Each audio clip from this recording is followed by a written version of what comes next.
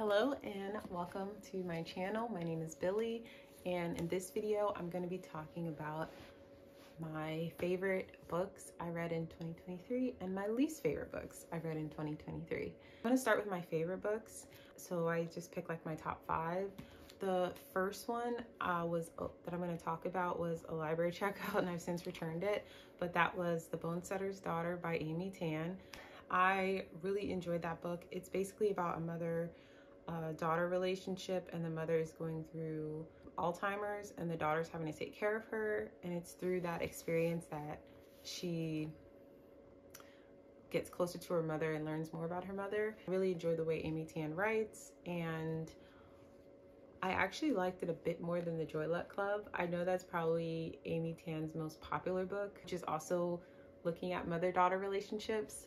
But in The Joy Luck Club, it follows like 4 sets of mothers and 4 sets of daughters, and it goes between like the past and the present, and it's a little bit harder to follow, I feel like, where The Bone Setter's Daughter, it just looks at one mother and one daughter. So the next book that I really enjoyed reading this year was A Choice of Weapons by Gordon Parks.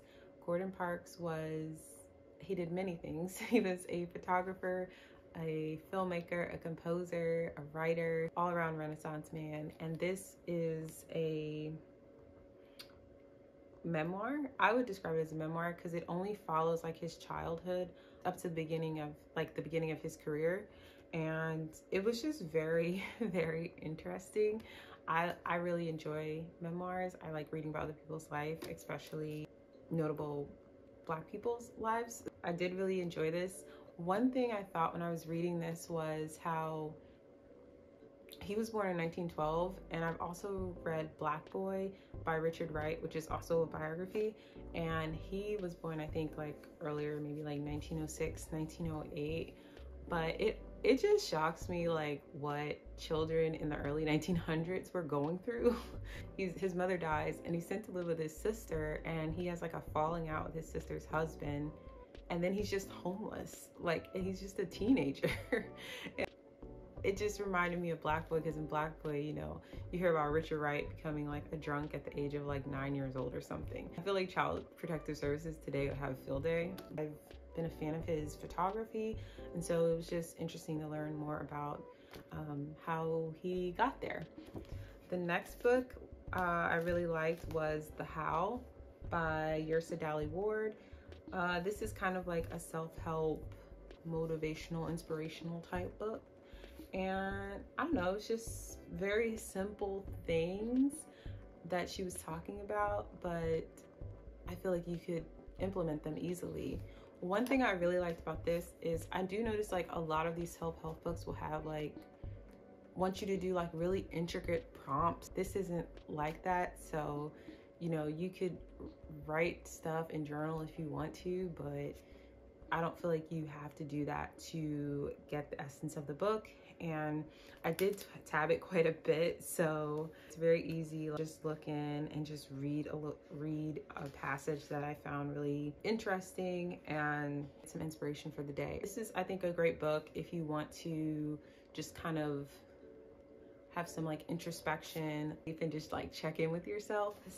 The next book I really enjoyed reading this year was Sybil by Florida Schreiber. And this is a book about a girl with multiple personalities and how she literally spends years trying to become one person. So it's her working with her psychologist, and like I can't imagine, you know, something's going on. Like you wake up in a different city, you're in like different clothes than you typically wear, and like people are talking to you and you have no idea who they are. Her story is kind of sad, how she even came to develop the multiple personalities. Well, this is a nonfiction book, but the appreciation of this is it just shows that it's not linear getting to something. You might start something, regress, have some progress, regress again, regress even further, have more progress. This definitely shows that trial and error of her becoming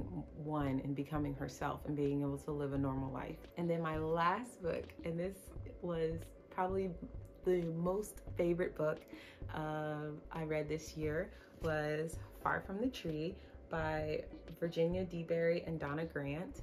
And this is a book about two sisters and their mother. It's just so cute. It gives me like old school Hallmark vibe, Hallmark Hall of Fame, like when not super cheesy, when people have real problems, but it's like wholesome. So one sister's a struggling actress, the other is kind of a perfectionist, and she cares very much about appearances, even though her marriage is falling apart and her relationship with her daughter is strained. And their father dies and he leaves them a property which actually was the house her mother grew up in, but their mother doesn't want anything to do with the house. And so these two girls go back to the town where her mother's from, and they're looking to kind of like just settle affairs. And it's through that experience that the two sisters get closer, and also that their mother acknowledges or faces traumas from her past. It has some heavy subjects, but it's not too heavy. These are two Black authors, and I like reading Black authors. Sometimes the topics can be very heavy and you're just, I don't want to deal with that right now. But this was a very good balance of these people are going through real problems, but it's not too heavy, and then it just had a nice, warm, fuzzy ending. This is my first book I read by them, but I'm definitely looking forward to reading more from them in the future. Okay, now we are going to talk about books I didn't really enjoy that much. I know a lot of people like this. Clap When You Land by Elizabeth Acevedo. The thing I didn't like about this book is it's presented as two girls who have the same father who don't know that they have the same father. The father dies in a plane crash, and it's through that they find out about each other. So I'm thinking I'm gonna go into this book and the girls are gonna find out about each other, and it's kind of looking at how their relationship develops. No, this is a book about grief. This is about a book about people grieving, and then at the very end, it's about the sisters finding out about each other and meeting. I just went in expecting something different, and it just didn't do it for me. I have read The Fire on High by this author, and I really liked that book, but I didn't like this one as much, and I don't understand why people loved it so much. Another one where I actually didn't realize this was a book because I had seen the movie, and that kind of might hurt why I didn't like it as much, but that was Breakfast at Tiffany's by Truman Capote. The book and the movie are so different. They have the same premise about, you know, Holly Golightly. She's a girl in New York City. She's trying to find herself. She's just, you know, she's going to parties every night. She wants a rich husband. And, you know, that's kind of the basic premise of the movie. You know, she's looking for love. But in the book, first of all, she definitely says some low-key, like, racist comments that really bothered me. And it was totally unexpected because that's not in the movie at all. And also, the ending is completely different in the book. In the movie, which stars Audrey Hepburn, and I love Audrey Hepburn, the character Holly Golightly comes off as more aloof, like things are just happening to her and she's just going along with life. But in the book, she's definitely more conniving, strategic. Holly Golightly's not as innocent. The movie alludes to the fact that she's kind of a call girl, but in this, you definitely see she's a prostitute. Like, that's what she does. That's who she is.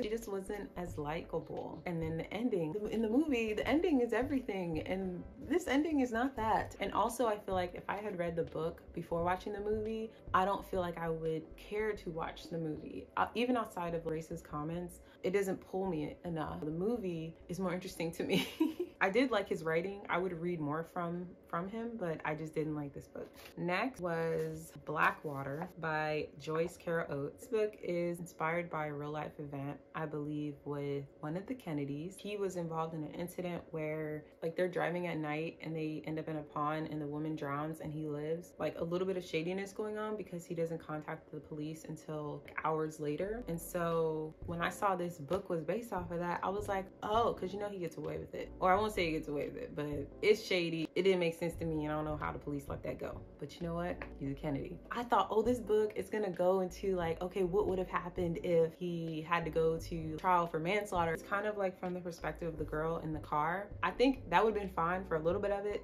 like what the girl's thinking as the car is like submerging in water, but it's just very repetitive. Like it's literally just like her thinking like, oh, he's coming back for me, he's coming to get me, or oh my goodness, what is my family gonna think? I left this party with this man. They're gonna think I'm like a slut or something, you know, but and that's fine to have those thoughts, but that's literally the entire book. And I can see like it literally repeats the same sentences over and over. And I get what she was trying to do because, you know, the girl is in this car, she's probably having these thoughts over and over. So I get the effect she's trying to have, but just as a reader, I just found this kind of boring, and that was it. It's just the girl in the car as it's slowly seeping into the water. That's what this book is. You do not need to read this. Like, you do not need to read this. And it's sad because this is actually the first book I read by Joyce Carol Oates, but I definitely gotta read something else because this did not leave me with a good impression. Next was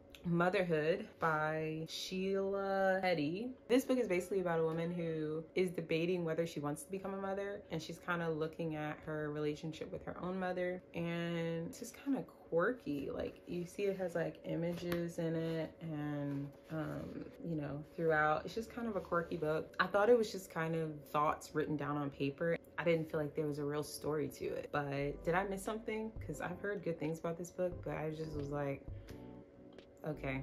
Finally, The Awakening by Kate Chopin.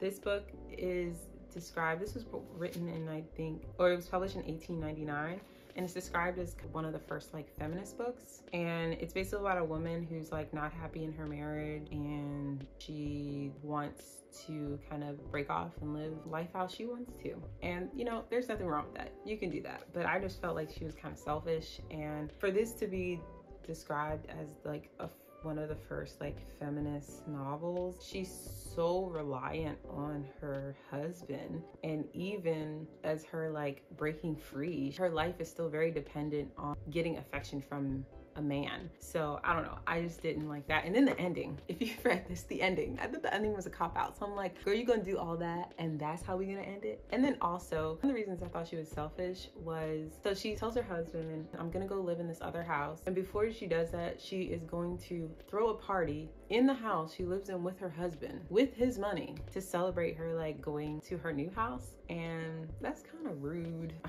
don't know. And then the way she tells him is he's away on business. She writes all this to this man in a letter. Like, I think that's cold. I think that's messed up. Also, she has like a crush on one guy, but then he goes away and she starts hanging out with this other guy, and then gets mad when the first guy she liked is like, no, I don't think I'm gonna stay, I'm gonna go. Like, because she's still married through all of this. Like, and then she's wondering why he's like not trying to get involved. Like, yeah, I didn't like this, and I thought I would. I did enjoy the writing. Like, that's the sad part about all these books that I really liked or did not like. Like, the writing wasn't bad. Like, the writing in this was good, the writing in this was good. Even Caught When You Land, it has parts where it's like poetry, like stanzas and stuff, interesting like concepts and stuff, but then the story just, I guess I'm a big plot person and a character person, because if I don't like the character, I'm probably not gonna like the book. But yeah, I think if I had to pick a top favorite, it would definitely be Far From the Tree. And if I had to pick a least favorite, it probably would be Blackwater, because I don't see the point of this book. Those are all my books, favorites and my least favorites. I want to know your thoughts. Have you read any of these books? What did you think of them? Am I missing any? Like, is there any on my list of my least favorite where you're like, I love that book, why did you love it? Am I missing something? And then are there any that I really liked that you're like, girl, I hated that book? Thanks for watching and enjoy the rest of your day. Bye.